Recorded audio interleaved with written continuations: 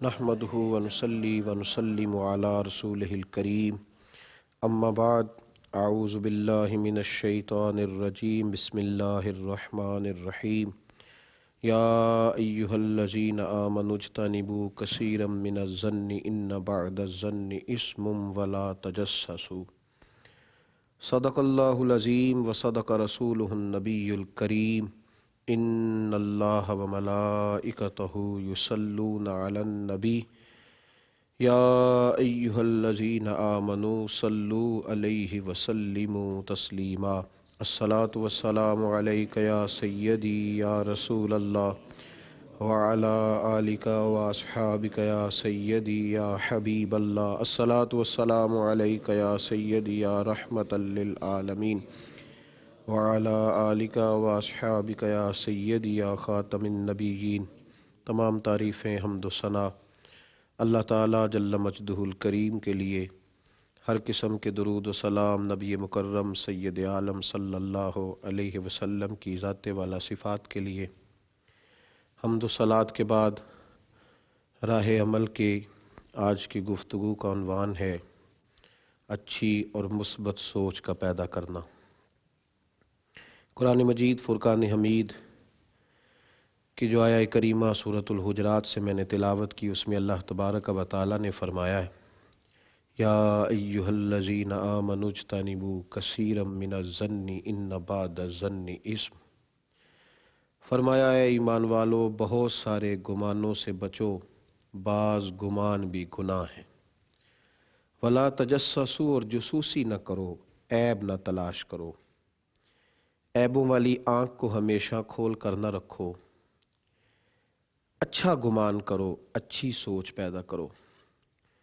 معاشرے کے اندر جب لوگوں کی سوچ اچھی ہوتی ہے تو ایک صحت مند معاشرہ، ایک توانا معاشرہ اور ایک مثبت معاشرہ جنم لیتا ہے۔ لیکن جب لوگوں کی سوچ منفی ہوتی ہے، جب لوگ غلط سوچتے ہیں، جب سوسائٹی کے لوگ ایک دوسرے کے بارے میں رویہ خطرناک اور خوفناک حد تک منفی بنا لیتے ہیں اور ہمیشہ کمزوریوں کی طرف ہی لوگوں کی توجہ بڑھتی ہے، تو پھر معاشرے میں ایک بے چینی اور بے قراری اور کمزوری کی کیفیت پیدا ہوتی ہے۔ آج ہم یہ دیکھتے ہیں ہمارے معاشرے کے اندر لوگ بڑی حد تک منفی سوچنے کے عادی ہو گئے۔ پوری دنیا میں جب پاکستان کو باہر سے اس کی تصویر کو دیکھا جاتا ہے تو یوں لگتا ہے جیسے اس ملک میں کوئی بھی صحیح نہیں ہے۔ ہر سیاستدان ہی برا ہے، ہر بیوروکریٹ ہی برا ہے، ہر تاجر جو ہے وہ معاذ اللہ 2 نمبر طریقے سے ہی مال کما کے آگے آیا ہے۔ یہاں تک کہ لوگ علماء، مشائخ، صالحین، صوفیاء، اہل اللہ کے بارے میں بڑی غلط سوچ رکھنے لگے۔ لوگ کہتے ہیں کوئی بھی ٹھیک نہیں جی، سارے دکاندار ہیں۔ یہ ہو نہیں سکتا، یہ ممکن نہیں، اس لیے کہ میرے نبی کریم علیہ الصلاۃ والسلام نے فرمایا ہے کہ میری امت کبھی بھی گمراہی پر جمع نہیں ہوگی۔ یہ کیسے ہو سکتا ہے کہ سارے لوگ ہی برے ہو جائیں؟ اور وہ امت جس کو قرآن نے کہا کنتم خیر امت، تم بہترین امت ہو، یہ کیسے ممکن ہے؟ ہماری سوچیں جب بھی سوچتی ہیں منفی سوچتی ہیں، برا گمان کرتی ہیں۔ ہاں، کچھ لوگ ایسے ہیں جن کا عمل بدگمانی کی طرف رغبت دلاتا ہے۔ اگر کوئی شراب خانے سے نکل رہا ہے تو اس کے بارے میں کسی نے بدگمانی کی تو معاملہ دوسرا ہے۔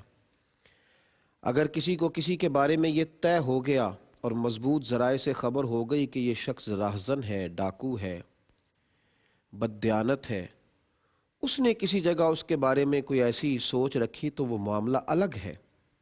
لیکن نیک مسلمانوں کے بارے میں اور ان لوگوں کے بارے میں جن کے احوال کو رب کریم نے پردے میں رکھا ہوا ہے، جن پر اللہ نے اپنے فضل سے پردے داری کی ہے، ان کے پردوں کو کھولنا نہ چاہیے بلکہ پردے داری کرنی چاہیے۔ میرے نبی کریم صلی اللہ تعالیٰ علیہ وسلم نے ہمیں فرمایا تم مسلمانوں کی پردہ پوشی کرو، عرش کا مالک تمہاری پردہ پوشی فرمائے گا۔ کسی کی پردہ داری کرنے کی کوشش نہ کرو، کبھی بھی ایسا نہ کرو کہ جس سے کسی کے عیب کھل جائیں۔ اور کسی شخص کی لوگوں کے سامنے رسوائی ہو جائے، اچھا سوچیں، مثبت طرز زندگی اختیار کریں۔ ہمارے ہاں کسی شخص کو جب لوگ دیکھتے ہیں، اس کی 100 باتوں کا لوگ مطالعہ کرتے ہیں، 100 عادات کو دیکھتے ہیں، 99 اچھی عادات کو چھوڑ کر اور 99 اچھی باتوں کو چھوڑ کر ایک منفی بات جو ملتی ہے اس کو ڈسکس کرتے ہیں، اسی پر بات کرتے ہیں، اسی کا ذکر چھیڑتے ہیں، اسی پر تبصرہ کرتے ہیں۔ بھئی جو 99 اچھی باتیں تھیں ان کا بھی تو ذکر کرنا چاہیے تھا، خیر کی بات تلاش کرنی چاہیے تھی، خیر والا کام کرنا چاہیے تھا۔ 2 جملے میرے رسول کریم علیہ السلام، ابو داؤد شریف کی حدیث، تو 2 جملوں میں میرے محبوب نے اس مضمون کو کس خوبصورتی سے بیان کر دیا۔ کریم محبوب فرمانے لگے، اچھا گمان کرنا، اچھی سوچ رکھنا۔ یا رسول اللہ کیا ملے گا؟ تو محبوب نے فرمایا، اچھا گمان کرنا اچھی عبادت ہے۔ گویا تمہاری سوچ اگر مثبت رہی، سوچ ہی اگر مثبت رہی تو تمہیں اللہ تبارک و تعالیٰ کی عبادت کا ثواب ملتا رہے گا، صرف اچھا سوچنے سے، مثبت سوچنے سے۔ ضروری نہیں ہے میرے بھائی، ضروری نہیں ہے کہ جو مرد عورت موٹر سائیکل پہ اکٹھے جا رہے ہیں معاذ اللہ وہ برے ہی ہوں، وہ بہن بھائی بھی ہو سکتے ہیں، وہ میاں بیوی بھی ہو سکتے ہیں۔ ضروری نہیں ہے کہ جو آدمی بڑی تیزی سے آپ کی گاڑی کے قریب سے بھگا کر کے گاڑی لے گیا ہے وہ بد اخلاق ہی ہو، وہ انتہائی جو ہے وہ غلط انسان ہی ہو کہ اس نے خیال ہی نہیں کیا اس طرح گاڑی۔ ہو سکتا ہے اس بیچارے کے گھر میں کوئی بیمار ہو گیا ہو، اسے کوئی ایسا ٹیلی فون آ گیا ہو جس کی وجہ سے وہ بھاگ رہا ہو سکتا ہے کسی مریض کو اسے لے کر کے جانا ہو۔ جو آدمی کسی وجہ سے آپ کا اپنا تھا پر اپنے آپ کے قریب سے تیزی سے گزر گیا، یہ ضروری تو نہیں کہ وہ متکبر ہے تو اس نے آپ سے ہاتھ نہیں ملایا، یہ بھی تو ہو سکتا ہے کہ وہ گھر کی کسی سخت پریشانی میں کا شکار ہو، کوئی ایسی سوچ اسے گھیر رہی ہو جو اسے تکلیف دے رہی ہو، پھر اسے یاد ہی نہ رہے کہ میرے قریب سے کون گزر رہا۔ اچھا گمان کریں، اچھی سوچ رکھیں، مثبت طریقے سے چلیں۔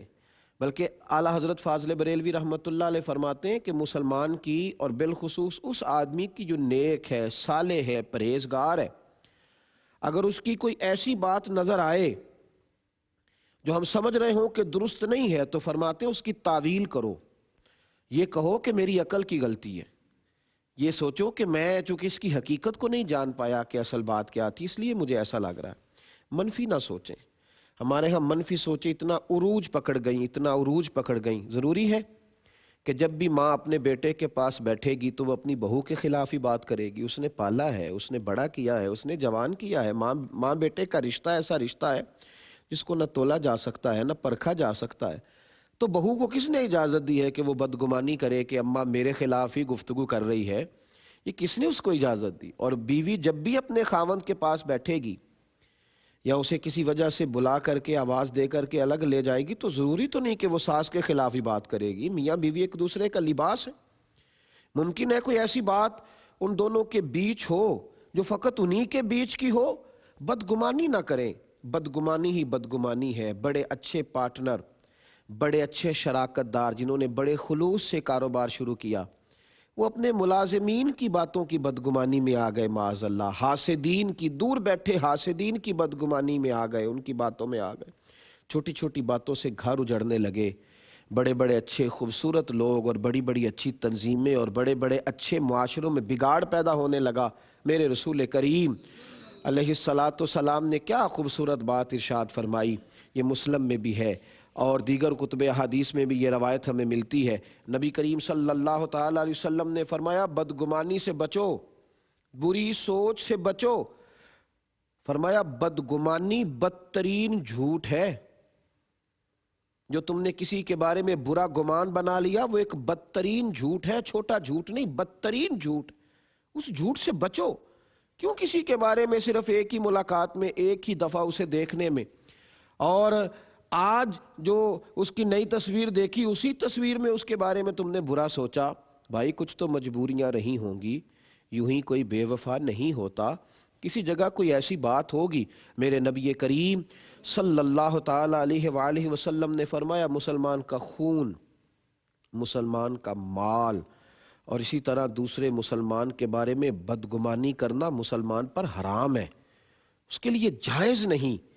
اگر کسی کو اللہ نے اپنے فضل سے مال دے دیا ہے تو اللہ جب دیتا ہے تو بغیر حساب کتاب عطا فرماتا ہے. تو ہمیں یہ بدگمانی کرنے کی ضرورت نہیں ہے کہ اس نے کہاں سے کمایا، کہاں سے آیا، کیوں کر کے ہوا. مالک دینے والا ہے، جس کو چاہتا ہے، جب چاہتا ہے، جتنا چاہتا ہے، بغیر حساب و کتاب کے عطا فرماتا ہے. اچھی سوچیں پیدا کریں، صحت مند معاشرہ بنے گا، ایک دوسرے کے بارے میں ہمارے دلوں میں محبت بڑھے گی، ہم لوگوں کے قریب جائیں گے. اور جب برا سوچیں گے تو پھر تو ہر آدمی ہمارا دشمن ہے، پھر تو ہر آدمی ہم سے نفع لینا چاہتا ہے، پھر تو ہم سمجھتے ہیں کہ ہر آدمی ہمیں استعمال کرنا چاہتا ہے. یہ بری سوچیں ہیں اللہ کے بندوں کی، درویشوں کی، صوفیاء کی، محبوب کریم کے غلاموں کی. اس طرح کی سوچیں نہیں ہوتی. وہ تو اچھا سوچتے ہیں، وہ تو اپنے آپ کو پیش کرنے کی کوشش کرتے ہیں. میرے نبی کریم صلی اللہ تعالی علیہ وسلم نے اچھی سوچ، دیکھیں حضور علیہ الصلوۃ والسلام کی سوچ کا معیار کیا ہے، نبی کریم کی سوچ کا معیار کیا ہے. حضرت زید بن حارثہ رضی اللہ تعالیٰ عنہ فرماتے ہیں طائف والوں نے پتھر مارے نبی پاک کو صلی اللہ علیہ وسلم، حضور کو بڑی تکلیف دی، اذیت دی. انہوں نے اتنا مارا کہ محبوب کے وجود اطہر سے خون نکل آیا. جب میرے اور آپ کے ساتھ کوئی ایسا معاملہ کرتا ہے تو انسان کس قدر غصے میں آتا ہے اس شخص کے بارے میں، کتنے سخت کلمات کہتا ہے اور کتنی سخت منصوبہ بندی کرتا ہے کہ ایک ذرا وقت آ تو لینے دو، سب سے پہلے انہی سے بدلہ لوں گا. حضرت زید بن حارثہ کہتے ہیں ایک باغ میں نبی پاک کو لے گیا اور میری حالت یہ تھی کہ میں بکھر سا گیا تھا، میں ٹوٹ سا گیا تھا، اس لیے کہ حضور کا سارا وجود زخمی تھا، لہو لہو محبوب کا وجود اطہر، قدموں سے بھی خون نکلتا تھا، وجود سے بھی خون نکلتا تھا. کہتے ہیں میں تنے تنہا، میں بکھر سا گیا تو میں نے حضور کو پانی کا پیالہ جب پیش کیا تو اس میں بھی میں نے خون کے قطرے بکھرتے دیکھے. عرض کی یا رسول اللہ آج آپ دعا کریں طائف والے بکھر جائیں، یہ ٹوٹ جائیں. یا رسول اللہ صلی اللہ تعالی علیہ وسلم آپ دعا کریں ان پر عذاب اترے، انہیں دو پہاڑوں کے بیچ رکھ کے مسل دیا جائے، آپ دعا کریں. کہتے ہیں جب اس حالت میں جب انسان شدید غصے میں ہوتا ہے، وہاں بھی جب مصطفیٰ کریم کے ہاتھ اٹھے تو حضور نے دعا کی تو میں اپنے محبوب کی سوچ پر قربان ہو گیا. محبوب کریم فرمانے لگے اللہم اہدی قومی فإنہم لا یعلمون. کیا دعا ارشاد فرمائی. حضرت زید بن حارثہ کہتے ہیں جب حضور ہاتھ اٹھا رہے تھے تو میں سوچ رہا تھا اب یہ تباہ ہو جائیں گے، لیکن محبوب نے دعا کیا دی. حضور فرمانے لگے اے اللہ میری قوم کو ہدایت دے دے، انہیں پتہ ہی نہیں یہ کیا کر رہے ہیں، انہیں خبر ہی نہیں، یا اللہ انہیں ہدایت دے دے. میں نے عرض کی حضور یہ آپ نے کیا دعا دی؟ تو محبوب کی سوچ دیکھیے. حضور فرمانے لگے میں انہیں تباہ کرنے کی بد دعا کیوں دوں، کیوں ان کی بربادی کی میں دعا کروں. زید یہ نہیں مان رہے تو ممکن ہے ان کی آنے والی نسلیں ہی کلمہ پڑھ جائیں، وہ مان جائیں گی، آنے والے لوگ مان جائیں گے. اچھی سوچ، مثبت سوچ، اچھا نظریہ، لوگوں کے بارے میں خوبصورت انداز میں سوچنا. کسی کی کوئی بات نظر آئے تو اسے اچھائی پہ معمول ہم فٹافٹ کہہ دیتے ہیں میں فلاں بزرگ کے پاس گیا تھا مجھے نہیں بات پسند آئی. اعلیٰ حضرت فاضل بریلوی رحمۃ اللہ تعالیٰ نے لکھا ہے، حضرت خواجہ نقش بند رحمۃ اللہ تعالیٰ علیہ کہتے ہیں کہ میں حضرت امیر کلال رحمۃ اللہ علیہ کی زیارت کے لیے حاضر ہوا. جب میں حاضر ہوا تو حضرت کشتی کر رہے تھے مریدوں کے ساتھ، کھاڑے میں اترے ہوئے. تو میرے دل میں خیال آیا کہ اللہ کے نیک بندے کا یہ کیا کام ہوا. جس طرح آج ہم نہیں اپنے مشائخ کو مشورہ دینا چاہتے، اس طرح آج ہم نہیں سمجھتے کہ شاید میری بات زیادہ سمجھدار ہے، ان کو شاید خبر نہیں ہے. اساتذہ کو، والدین کو، مشائخ کو لوگ خود مشورہ دینا چاہتے.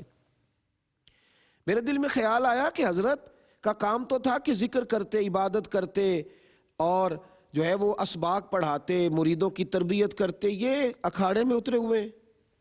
لیکن اب چونکہ دور سے گیا تھا، رات بھی رکنا تھا، کہتے ہیں حضرت کے ساتھ عشاء پڑھی اور میں سو گیا. خواب کیا دیکھتا ہوں، قیامت قائم ہے اور ایک جگہ سے گزر کر مجھے جانا ہے. لیکن جب میں اس جگہ سے گزرنے لگا نا تو وہاں دلدل تھی، میں اس کے اندر دلدل کے اندر اتر گیا. اب میں اس قدر الجھا دلدل میں کہ جتنی کوشش کرتا ہوں باہر نکلنے کی اتنا ہی میں اندر دھستا چلا جاتا ہوں. کہتے ہیں میری خواب میں حضرت امیر کلال تشریف لائے اور مجھے بازو سے پکڑا، اللہ اکبر کہا اور مجھے انہوں نے بازو سے پکڑ کر دلدل سے باہر نکال دیا اور میرے لیے جنت کا راستہ آسان ہو گیا. فرماتے میری آنکھ کھل گئی، فجر کی نماز حضرت کے ساتھ پڑھی، پھر حضرت خود میرے لیے ناشتہ لے کے آئے، اور جب وہ ناشتہ لے کے آئے تو زیر لب مسکرا رہے تھے، اور مسکراتے ہوئے فرمانے لگے میاں اگر ہم پہلوان نہ ہوتے تو رات تمہیں دلدل سے کیسے نکالتے؟ ہم پہلوان تھے، ہمارے اندر قوت تھی تو تمہیں نکال لیا نا میاں۔ اور پھر فرمایا تم نے پوچھا ہی نہیں کہ کشتی کیوں ہو رہی تھی، ایسے ہی بدگمانی کر لی، تھوڑا سا پوچھ لیتے بات کیا تھی۔ فرمانے لگے خود بھی جہاد کی تیاری کر رہا ہوں اور اپنے مریدوں کو بھی جہاد کی تیاری کرا رہا ہوں، خبر ملی ہے کہ کفر شاید حملہ کرنا چاہتا ہے، وہ ارادے بنا رہے ہیں تو ہم تیاری کر رہے ہیں۔ ہمارا وہ کام جو خالص اللہ کی رضا کے لیے تھا، اس میں خالصتاً دین کی سربلندی کا ارادہ تھا، تم نے اس میں بدگمانی کر لی، تم نے اس کے بارے میں اتنا برا سوچ لیا، تم نے ذرا خیال نہ کیا، تم نے توجہ ہی نہ کی کہ ہم کیا کرنے جا رہے تھے۔ اس طرح سے بہت سارے لوگ ہیں جو بہت ساری جگہوں پہ بہت سارے لوگوں کے بارے میں بدگمانی کا شکار ہوتے ہیں۔ بہت سارے افراد ہیں تو یہ سوچتے ہی نہیں ہیں کہ یار مجھے تھوڑا سا پوچھ لینا چاہیے تھا، تھوڑا سا غور کر لینا چاہیے تھا، بات کی دراصل حقیقت کیا تھی۔ تھوڑا سا یہ تو میاں تب پتہ چلتا ہے نا جب آپ کسی کے قریب جاتے ہیں، جب آپ کسی کو تھوڑا دیکھ لیتے ہیں، پھر آپ کو اندازہ ہوتا ہے کہ سامنے والا کتنا میٹھا ہے، وہ کتنا خوبصورت ہے۔ ہم لوگوں نے دور سے لوگوں کے بارے میں فیصلہ کیے، اس لیے ہماری بدگمانیوں نے معاشرہ میلا کر دیا، ہماری بری سوچوں نے لوگ گدلے کر دیے، ہمیں ہر آدمی کے اندر کچھ نہ کچھ عیوب، کچھ نہ کچھ نقائص، کچھ نہ کچھ کمزوریاں نظر آنے لگی ہیں۔ ساری زندگی سامنے والے کا چہرہ صاف کرتے گزار دی، کاش کبھی اینک کا شیشہ بھی صاف کیا ہوتا۔ ساری زندگی سامنے والے کا گھر ہی صاف کرتے گزار دی، کاش میرے بھائی کبھی اپنی آنکھوں کا بھی معائنہ کرایا ہوتا، کبھی اپنے ذہن پر بھی تھوڑی کوشش کی ہوتی۔ ضروری تو نہیں ہے میرے بھائی کہ جہاں جہاں ہمیں گرد نظر آ رہی ہے وہ واقعہ گرد ہی ہو، ضروری تو نہیں کہ جہاں جہاں ہمیں میل نظر آ رہی ہے وہ واقعہ میل ہی ہو۔ تھوڑا سا سوچ لینا چاہیے، تھوڑا سا غور کرنا چاہیے، تھوڑا سا قریب جانا چاہیے۔ اگر لوگوں کے بارے میں ہم اتنا تجسس کریں گے، تلاش کریں گے، عیب ڈھونڈیں گے، دیکھیں نا ہم کسی شخص کے پاس جاتے ہیں تو یہ ضروری تو نہیں کہ ہمیں وہاں سے ہمیشہ بری چیز ہی ملے، ہمیں اچھائیاں بھی تو ملتی ہیں نا۔ اچھائیوں کی بات کریں، اچھی باتوں کی۔ پاکستان کے لوگوں کے بارے میں لوگ یہ کہتے ہیں بڑے سخت مزاج لوگ ہیں جی، ہمارے ملک میں تو معاذ اللہ نفسا نفسی ہے، کوئی کسی کو پوچھتا نہیں ہے، کوئی ایسا نہیں ہے جو کسی کی داد رسی کرے۔ حالانکہ ایسی بات نہیں ہے، میں نے دیکھا ہے جب مظفر آباد اور کشمیر کے علاقوں میں زلزلہ آیا تھا تو بوڑھی مائیں، ان کو 30 سال ہو گئے تھے اور اپنے جہیز کا سامان، بستر، رضائی اور کمبل نکال کر کے استعمال کبھی نہیں کیا، ان بزرگوں نے وہ والی رضائیاں بھی نکال کر کے زلزلہ زدگان کو دے دی۔ وہ بیٹیاں، وہ بچیاں جنہوں نے سلائی مشین پر بیٹھ کر کے اپنا جہیز خود بنایا تھا اور کئی سال بیت گئے تھے انہیں محنت کرتے، مزدوری کرتے، جد و جہد کرتے، پھر انہوں نے 10، 20، 50 روپے جمع کر کے اپنا جہیز بنایا تھا۔ لیکن جب انہیں پتہ چلا کہ کچھ علاقوں میں سیلاب آ گئے ہیں، وہاں لوگ بے گھر ہو گئے ہیں، وہاں کچھ مائیں روتی ہیں جنہیں اپنے بچوں کے لیے سامان کی ضرورت ہے، تو وہ بیٹیاں انہوں نے کئی سال لگا کے محنت کر کے جہیز بنایا تھا، انہوں نے بغیر کسی دیر کے وہ سارا ان میں بانٹ دیا۔ میں نے تو آج بھی دیکھا ہے کہ گاؤں کے کسی ایک بزرگ کو، محلے کی کسی ایک بوڑھی اماں کو ایک خون کی بوتل کی ضرورت ہوتی ہے اور 11 نوجوان گلی میں کھڑے ہوتے ہیں، ہم حاضر ہیں۔ کیا آج مشائخ کی خانقاہیں آباد نہیں ہیں؟ مدارس میں لوگوں کا آنا جانا نہیں ہے؟ کیا اتنی بڑی مساجد لوگوں کے بغیر تعاون کے تعمیر ہو رہی ہیں؟ کیا اتنے وسیع و عریض لنگر خانے بغیر کسی کے دینے سے معرض وجود میں آ گئے ہیں؟ یہ لوگ محبت کرتے ہیں، اچھی سوچ رکھتے ہیں، ہمارے معاشرے میں خیر ہے، آج بھی لوگ ایک دوسرے کے ساتھ محبت کرتے ہیں، پیار کا رشتہ رکھتے ہیں، یہ سارا کچھ ہے۔ تو باتیں آگے جا رہی ہیں، اگر معاشرے سے خیر ختم ہو جائے تو یہ حسن، یہ پیار، یہ محبت، یہ سارا مٹ جاتا ہے۔ اچھی، مثبت اور میٹھی سوچ رکھیں، خوبصورت سوچ اپنے دلوں میں پیدا کریں۔ حضرت بشر حافی رحمۃ اللہ علیہ بغداد میں رہا کرتے تھے تو سارا شہر آپ کی عزت کرتا تھا، سارا شہر پیار کرتا تھا۔ کچھ لوگوں کا مزاج ہوتا ہے، وہ کہتے ہیں ہاں سب لوگ ٹھیک ہیں لیکن وہ مجھے نا وہ پیر صاحب ہنستے نہیں صحیح، وہ نہ مسکرائے نہیں ٹھیک، وہ فلاں جگہ وہ آئے تھے تو وہ نکل جلدی گئے تھے، تو وہ ایک آدھ بات لے کے بیچارہ ساری زندگی فیض سے بھی دور رہتا ہے، کرم سے بھی دور رہتا ہے، دعا سے بھی دور رہتا ہے، بہت ساری چیزوں سے لوگ دور رہتے ہیں۔ حضرت بشر رحمۃ اللہ تعالیٰ علیہ کی سارا بغداد عزت کرتا تھا، سارا شہر ان سے پیار کرتا تھا، سب لوگ ان کے گن گاتے تھے، اور اللہ نے انہیں یہ اعزاز دیا، جب اللہ کسی شخص سے محبت کرتا ہے تو اپنی مخلوق کے دلوں میں اس کی محبت پیدا فرما دیتا۔ ان الذین آمنوا وعملوا الصالحات سیجعل لهم الرحمن ودا، اللہ فرماتے ہیں بے شک جو ایمان لانے کے بعد اچھے عمل کرے گا، رحمان لوگوں کے دلوں میں اس کی محبت پیدا فرما دے گا۔ تو حضرت بشر حافی جب گلیوں میں چلا کرتے تھے نا ننگے پاؤں، تو فرشتے بھی گوبر نہیں، جانور بھی گوبر نہیں کرتے تھے، جانور بھی گوبر نہیں کرتے تھے، اس انداز میں ان کا اعزاز تھا، اللہ نے انہیں نوازا تھا۔ ایک تاجر تھا بغداد کا، وہ کہتا سارا شہر پیار کرتا تھا جناب بشر حافی سے، پر مجھے نہیں اچھے لگتے تھے۔ بھئی آپ کو کیوں نہیں اچھے لگتے؟ کہنے لگا جمعے والے دن نا فرض کی نماز پڑھتے اور جلدی جلدی نکل جایا کرتے تھے، فرض نماز پڑھتے تھے اور نکل جاتے تھے۔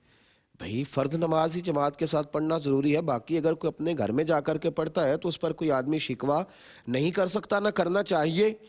کہتا جی وہ جلدی چلے جاتے تھے بس اس ایک بات کی وجہ سے۔ اس طرح کے بہت سارے لوگ ہیں جو ایک بدگمانی کی وجہ سے سارے کا سارا شیشہ ہی گدلا کر دیتے ہیں۔ تو کہتے ہیں کہ لوگ مجھے سمجھاتے کہ حضرت بشر حافی بڑے نیک آدمی ہیں، پر میری سمجھ میں بات نہیں آتی تھی۔ ایک دن میں نے فیصلہ کیا کہ میں دیکھوں گا کہ حضرت جمعے والے دن جاتے کہاں ہیں۔ میں نے جمعے کی نماز حضرت کے ساتھ پڑھی، اور جب فرض پڑھ کے حضرت بشر حافی باہر نکلے تو میں بھی پیچھے ہو لیا۔ فرماتے ہیں حضرت ایک نان بائی کی دکان پہ گئے اور نان خریدے، تو میں نے ایک بدگمانی کی، میں نے کہا ہو پیر صاحب کو، مولانا صاحب کو بھوک نے ستایا تھا، اس لیے ابھی نہ سنن ادا کیے اور نہ نوافل پڑھے اور یہاں آ گئے کھانا کھانے۔ پھر وہاں سے وہ نکلے اور انہوں نے جا کر کے کچھ کباب خریدے، تو میں نے کہا کہ دیکھو ان کی عمر دیکھو اور ذائقہ دیکھو، اور پھر قریب جا کے انہوں نے ایک جگہ سے فالودہ بھی خریدا۔ میں نے کہا دیکھیں پیر صاحب لوگوں کو قناعت کا درس دیتے ہیں، اور خود کس کس ذائقے سے ایک وقت کا کھانا کھاتے ہیں۔ بدگمانی پہ بدگمانی، بری سوچ پر بری سوچ میں کیے جا رہا تھا۔ کہتے ہیں یہ سامان جمع کر کے تو حضرت جنگل کی طرف بڑھے، اور جنگل سے ذرا سا گزرے تو ایک کچی بستی شروع ہوئی، ایک کچے مکان کا ٹاٹ کا پردہ اور لکڑی کا دروازہ باہر سے بند تھا۔ جناب بشر حافی نے اس کو کھولا، اور کہتے ہیں کہ میں سوراخ سے دیکھ رہا تھا کہ ایک ضعیف، بیمار اور فالج زدہ بزرگ چارپائی پہ لیٹے تھے۔ جناب بشر حافی آگے بڑھے تو ان کے منہ سے پانی اور رطوبتیں نکل نکل کے ان کی داڑھی کو بھگو رہی تھیں۔ حضرت دوڑ کے آگے بڑھے، پہلے انہیں سیدھا کیا، پھر مٹکے سے پانی پیالے میں ڈالا، اور پھر اپنا امامہ کھول کر، پگڑی کھول کر، اس کا پلو پانی میں بھگو کر اس بزرگ کا منہ دھویا، پھر انہیں بٹھایا، اور پھر جب پہلا لقمہ توڑ کر کے ان کے منہ میں ڈالا تو وہ بزرگ رو پڑے، کہنے لگے بشر حافی 14 سال ہو گئے تو ہر روز آتا ہے، 14 سال مجھے تو میرے اپنوں نے بھی چھوڑ دیا ہے، اس لاش کا بوجھ تو کب تک اٹھائے گا؟ اب تو کوئی میرے قریب نہیں آتا، بس کر یار، تو کب تک آئے گا؟ بس کر، میں پتہ نہیں کب تک زندہ رہوں گا۔ تو جناب بشر حافی نے ان کی آنکھوں سے آنسو پونچھے، پھر دوسرا لقمہ ڈالا اور کہنے لگے آج کے بعد نہ کہیے گا، بلکہ آپ مجھے معاف کر دیں، مجھے ذرا دیر ہو گئی آج آنے میں، آج جمعہ تھا، ابھی تو میں نے سنتیں اور نفل بھی پڑھنے ہیں۔ تو یہ کھانا کھائیں، اور پھر فرمانے لگے سارا شہر میری قدر کرتا ہے، میں گلیوں سے گزرتا ہوں تو جانور بھی گوبر نہیں کرتے، جانور بھی پیشاب نہیں کرتے۔ فرمانے لگے یہ میرے اوپر جو میرے رب کا فضل اور احسان ہے تو چلوں اور وظیفوں کی وجہ سے نہیں ہے، میں آپ کے ساتھ اچھا سلوک کرتا ہوں تو اللہ نے مخلوق کے دلوں میں میری محبت پیدا فرما دی۔ حضرت کھانا کھلا کے نماز پڑھنے لگے، اور جب نوافل اور سنن ادا کر کے حضرت باہر نکلے تو تاجر باہر کھڑا تھا، جناب بشر حافی کے پیروں سے لگ گیا، معافیاں مانگنے لگا، معاف کر دیں حضور، اور رونے لگا، کہنے لگا جس کو میں آپ کی غلطی سمجھتا تھا وہ تو آپ کی سب سے بڑی نیکی نکل آئی ہے، وہ تو آپ کے کردار کا حسن نکل آیا، وہ تو سب سے بڑا کمال نکل آیا۔ پھر کہنے لگا مجھے مرید کر لے، فرمانے لگے ایک شرط پہ کروں گا۔ یہاں کسی کی کوئی کرامت نکل آئے تو وہ کمپنی کی مشہوری کا ذریعہ بن جاتی ہے۔ ایک شرط پہ کروں گا، کہا وہ کیا؟ فرمانے لگے میری زندگی میں یہ بات کسی سے ذکر نہ کرنا، میرے نامہ اعمال میں یہی تو ایک خیر ہے جو اپنے رب کی بارگاہ میں لے جاؤں گا اور عرض کروں گا یا اللہ اس کی مدد کے برکت سے میرے اوپر فضل فرما، کسی سے ذکر نہ کرنا۔ بھائیو، ہم جن چیزوں کو سمجھتے ہیں کہ یہ سامنے والے کی کوئی بہت بری اور غلط چیز ہے، ہمیں تھوڑا غور کرنا چاہیے، تھوڑا اس پر سوچنا چاہیے، تھوڑی ہمیں توجہ کرنی چاہیے۔ کوئی آدمی کسی اعلیٰ عہدے پر فائز ہو گیا تو لوگ سمجھنے لگ گئے پتہ نہیں کیسے وہاں پہنچ گیا، جانے یہ خوشامد کرتا ہے، جانے یہ کیا کرتا ہے، نہ جانے کون سی ایسی بات ہے جو وہاں تک چلا گیا۔ ہماری سوچوں کی کمزوری، ہمارے لب و لہجے کی وہ تھکاوٹ اور ہمارے وہ ٹوٹتے بکھرتے اور کمزور پڑتے جملے وہ معاشرے کے اندر بری سوچوں کو رواج دیتے ہیں۔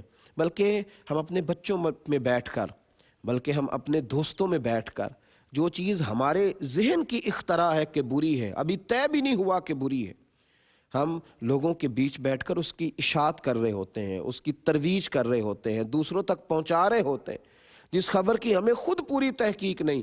نبی رحمت صلی اللہ علیہ وسلم نے فرمایا کسی شخص کے جھوٹا ہونے کے لیے اتنا ہی کافی ہے کہ وہ سنی سنائی بات آگے کر دیتا ہے، اس کی تحقیق ہی نہیں کرتا۔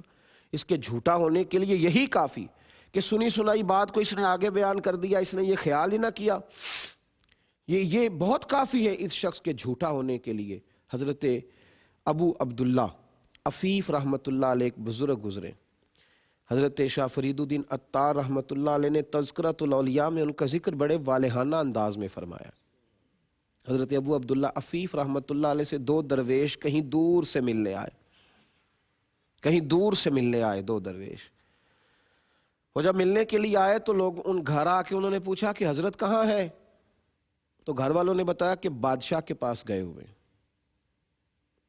بادشاہ کے پاس۔ اب لوگ سمجھتے ہیں کہ بادشاہ کے پاس اور درویش چلا گیا۔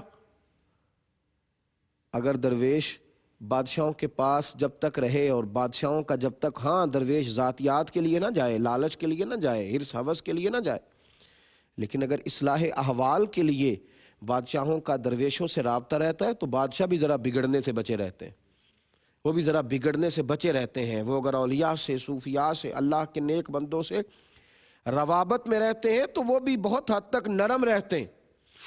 کہا جی بادشاہ کے پاس گئے، تو وہ دونوں درویش کہنے لگے چھوڑو، یہ بھی کوئی فقیر ہے، تو بادشاہ کے پاس گیا ہوا ہے، کیا حاجت تھی جانے کی، کیا ضرورت تھی، کیوں گیا ہے؟